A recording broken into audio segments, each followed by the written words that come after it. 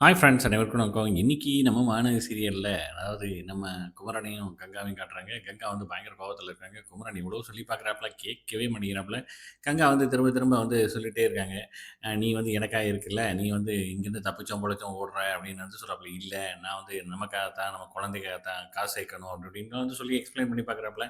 ஆனா கங்கா புரிஞ்சுக்கிற மாரியே தெரியல. சரி இதுக்கு மேல ஒண்ணும் பேசி பிரயோஜனம் இல்லன்ட்டு வெளியில போயிறாப்புல.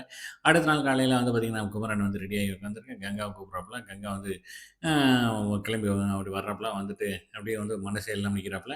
அங்க வந்து எல்லாத்தையும் வந்து குமரன் வந்து பேசியிருக்காப்புல. நம்ம பாட்டி வந்து திருநீர்லாம் வச்சுடுறாங்க. கடைசி எல்லாத்தையும் சொல்லிட்டு வந்து கிளம்புறாப்புல. ஆனா கங்கா வரமாட்டேன்றாப்புல.